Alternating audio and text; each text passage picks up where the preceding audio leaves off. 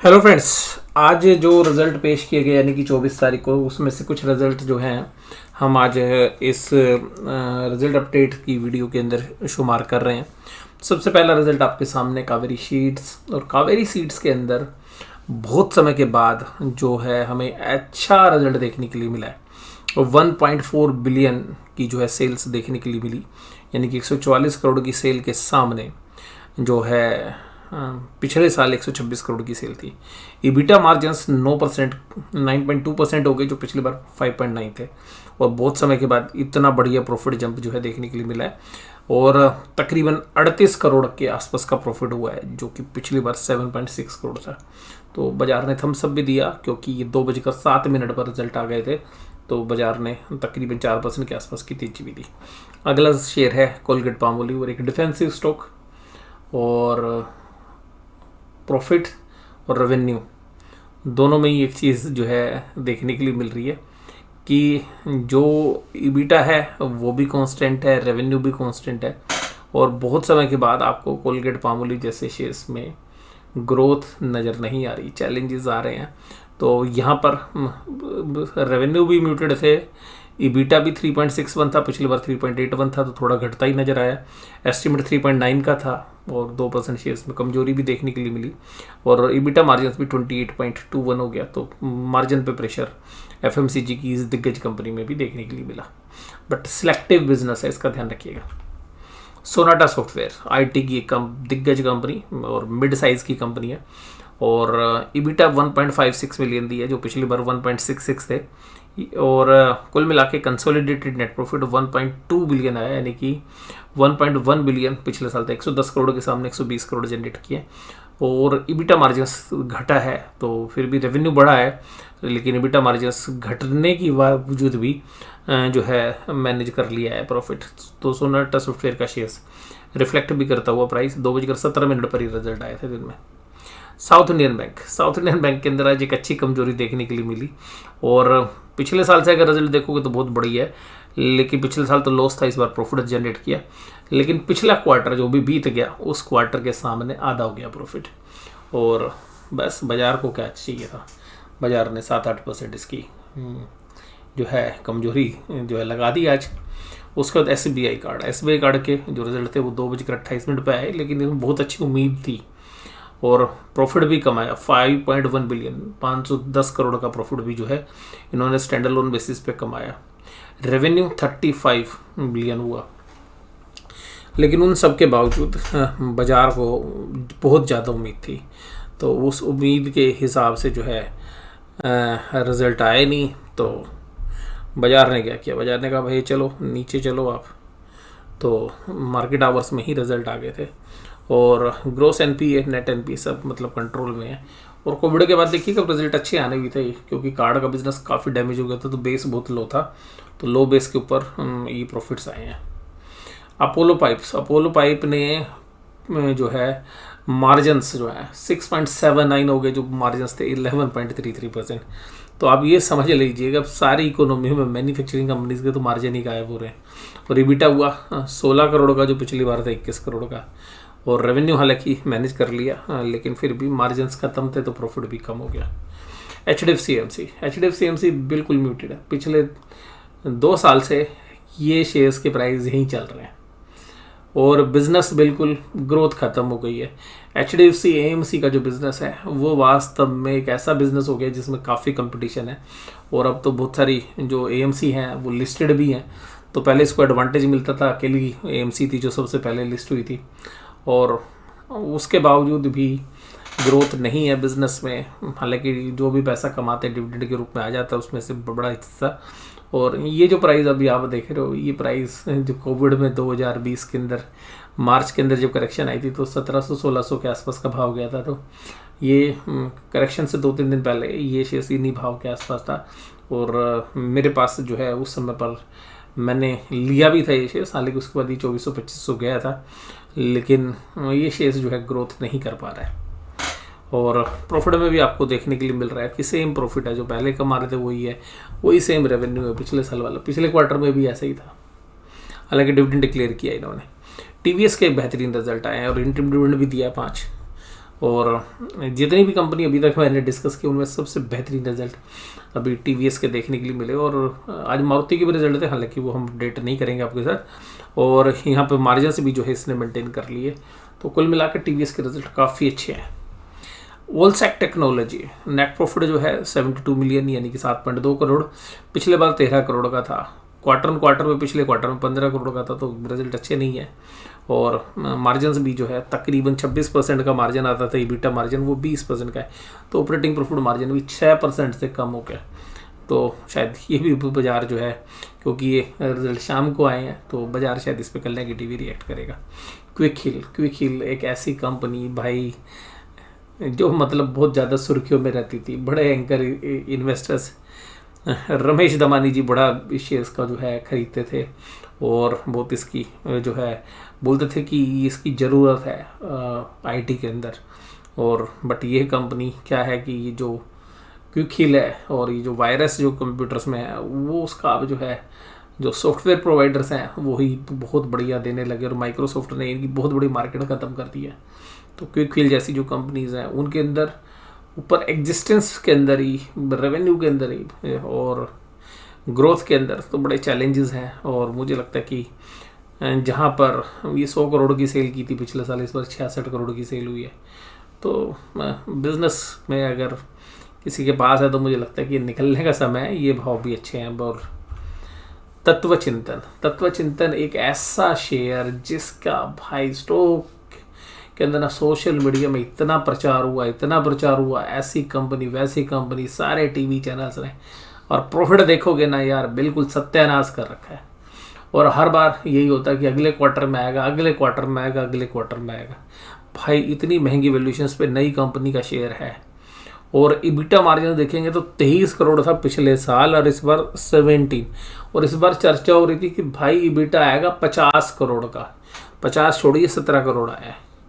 ईबीटा margin 22% का था पिछले बार, इस बार 14%। तो आप ये देखिएगा इकोनॉमी में बोल रहा हूँ ना कंपनीज के रिजल्ट कितने खराब आ रहे हैं। तो जो ग्रोइंग कंपनीज है ना उनका भी कुछ नहीं है।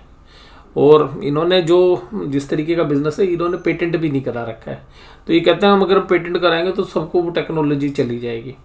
तो बहुत लोगों का मानना है कि शायद ये इसलिए भी पेटेंट नहीं करा रहे हैं क्योंकि इनके पास उस पेटेंट को कराने का लीगल राइट नहीं है, वो कहीं किसी और से रिलेट करता है। तो ये भी शायद रीज़न हो सकता है।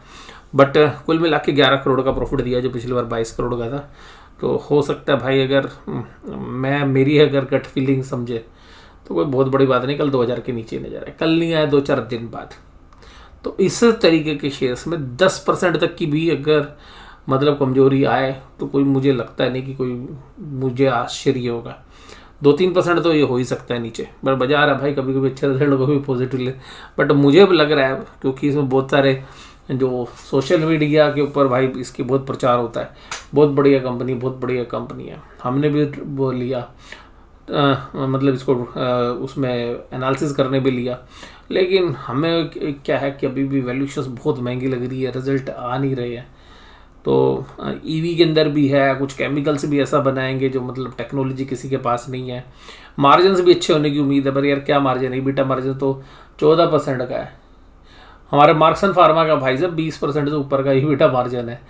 हमारा तो नेट प्रॉफिट मार्जिन मार्क्सन का 14% है। भाई ये 70 के पी पे चल रहा है ये शेयर। तो भाई इसको उतारो, ठीक है जी, ये उतारने वाला है शेयर, परफॉर्मेंस है नहीं तो कोई बहुत बड़ी बात नहीं कि इस शेयर्स की कभी भी 10% वाली पिटाई हो जाए। और ये शेयर्स 2000 के फिगर्स में मेरा अपना मानना है डिजर्व नहीं करता। अभी तो नहीं करता, जब रिजल्ट आएंगे तब देखेंगे। और पीडियालाइट इंडस्ट्रीज, तो पीडियालाइट इंडस्ट्री एक दिग्गज कंपनी भाई, एक तरीके से इसकी वर्चुअल मोनोपोली है। मैं ये तो नहीं कहूँगा, लेकिन जो प्रोडक्ट ये बनाता है ना दूर दूर तक कोई कंपटीटर नहीं है। लेकिन इसके ऊपर भी दबाव आ गया।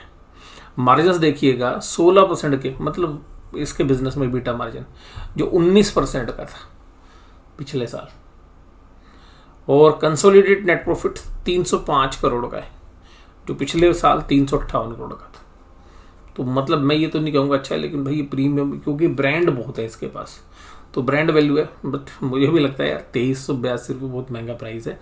तो हो सकता है कि इस शेयर्स में भी आपको आने वाले समय में करेक्शन मिले, लेकिन इनकी ब्रांड्स बहुत और R&D पे बहुत पैसा खर्च करते हैं, कोई 2-4 नया प्रोडक्ट आ ही जाता है। फेविकोल ही अपने आप में बहुत बढ़िया ब्रांड है, और फिर उस जो चिपकाने वालों में ना इतनी वैरायटी इन्होंने डाल दी है। फिर जो बाकी वाटर प्रूफ जो सॉल्यूशंस हैं उसके अंदर भी बहुत बड़ी रेंज है। तो आप ये समझ लीजिएगा वाइट वॉश से रिलेटेड आइटम्स, कलर्स भी आ गए हैं, फिक्सिंग, मतलब आप क्या कहो, स्कूल के अंदर बच्चों को फेविकोल चाहिए, कारपेंटर घर में आप कोई भी काम कराओगे तो पिडिलाइट का प्रोडक्ट जरूर से जरूर आएगा। ऑफिस में कोई भी रेनोवेशन काम कराओगे तो भाई पिडिलाइट का, कंस्ट्रक्शन कराओगे तो भी, लकड़ी का काम कराओगे तो भी, आप ये समझ लो किसी तरीके का अगर घर में काम होगा तो पिडिलाइट का प्रोडक्ट जरूर आएगा आपके घर में। ठीक है जी। तो और मैं ये कह रहा हूँ कि एक तरीके से अपने प्रोडक्ट मोनोपोली, क्योंकि कंपटीटर दूर दूर तक नहीं है और इसके पास प्राइसिंग पावर भी है, लेकिन उसके बावजूद भी भाई हर चीज़ की एक हद होती है। तो अब ये कंपनी भी देखिएगा, इसने भी इस क्वार्टर में जो है चैलेंज फेस किया। तो दिवाली वाला सीजन जब पेंट कंपनी, एशियन पेंट्स जैसी कंपनी को असर आया तो भाई इसको तो आना ही था। और रेवेन्यूज़ भी देखिएगा, पिछले साल 28.5 बिलियन था, इस बार 29.98 बिलियन, यानी कि 2,998 करोड़ रुपए, जो पिछली बार 28.5 बिलियन था। तो कुल मिलाकर, और पिछले क्वार्टर से भी कम जो है रिपोर्ट इन्होंने की है। तो कुल मिलाकर रिजल्ट वीक ही है, बट अब बाजार कैसे रिएक्ट करता है। बट ये प्रीमियम कंपनीज है ना, इतने ब्रांड्स हैं इनके पास, तो इनका प्राइस के बारे में कहना बड़ा मुश्किल है। मोतीलाल ओसवाल फाइनेंशियल सर्विसेज, और ये शेयर्स आप लोग जानते भी हैं भाई सब, ये हमने बॉटम फिशिंग स्टॉक बताया था, वहाँ से 60-70 रुपये चल चुका है और डिविडेंड भी दिया 7 रुपये। बट इसमें ध्यान रखना कि जिन्होंने बॉटम फिशिंग भी लिया भैया, प्रॉफिट बुक करने का समय आ गया। प्रॉफिट बुक करने का समय इसलिए आ गया है क्योंकि कंसोलिडेटेड प्रॉफिट 2.27 है और इस बार पिछले साल था 2.38, तो उससे भी कम है। क्वार्टर में 5.09 बिलियन था, जो कि उसका आधा हो गया, तो पिछले क्वार्टर से आधा है। तो हो सकता है कि इस शेयर्स में सुबह सुबह अपनी प्रॉफिट बुकिंग करना मुझे लगता है लाजिमी रहेगा। और रेवेन्यूज़ देखिएगा 10.7 हो गए, जो पिछले बार 10.2 थे, और क्वार्टर में 13.2 है। और रीज़न ये है कि यार ये जो डिस्काउंट ब्रोकर्स हैं वो मार्केट शेयर खाने लग रहे हैं, वो एक कम्पिटिटिव एनवायरनमेंट में चला गया। और ये जो हैं, जो ट्रेडिशनल लोग हैं, ये अपना यार मॉडल नहीं बदलते, इनको ना मोटी ब्रोकरेज चाहिए अभी भी। और फिर ये कहते हैं जी हम तो बढ़िया सर्विस देते हैं, और फिर ये क्या है कि मतलब ऑप्शंस के अंदर भी जब कॉन्ट्रैक्ट एक्सपायर हो जाता है ना, तब भी ये ब्रोकरेज लगाते हैं। तो कुछ ऐसी पॉलिसीज हैं मतलब जो कस्टमर फ्रेंडली नहीं है, तो कस्टमर ना छोड़ के जा रहे हैं यार इस तरीके की कंपनीज को। इवन मैं भी देखूँ तो मैं HDFC सिक्योरिटी में बहुत बड़ा वॉल्यूम में पहले काम करता था, लेकिन ब्रोकरेज इतनी है, उन्होंने कम भी कर दी, तो भी जो है बाकी जो जगह पर आपको ब्रोकरेज फिर भी 1/3 मिल रही है या 1/5 है बहुत जगह पे। तो अल्टीमेटली इनके जो चैलेंजेस हैं वो है रहने वाले। दूसरा AMC बिजनेस, जो भी मैं बात कर रहा था, तो इनका AMC बिजनेस भाई, जब HDFC AMC भी दिक्कत में, ये भी दिक्कत में है, ग्रोथ ही नहीं आ रही है बिजनेस में। और तीसरा जो फाइनेंस का धंधा है वो बहुत छोटा है अभी इनके लिए। तो कुल मिलाकर ठीक है, कंपनी 7 रुपये डिविडेंड भी दे रही है, बट ग्रोथ मिसिंग है। इसीलिए देखिएगा ये शेयर्स कभी ना 1000 रुपये से ऊपर ट्रेड होता था। कोविड से पहले शेयर्स 1000 रुपये बड़ा फेवरेट होता था, बहुत बड़े मतलब बैंकर इन्वेस्टर्स का भी बड़ा फेवरेट था। बट ग्रोथ जैसे जैसे जा रही है, इस शेयर्स में भी ट्रेड करने के लिए बढ़िया है। देखो ऐसा है कि बिजनेस में भाव क्या है, सही वैल्यूएशन पे आ जाए, ले लो, ट्रेड करो, निकल जाओ।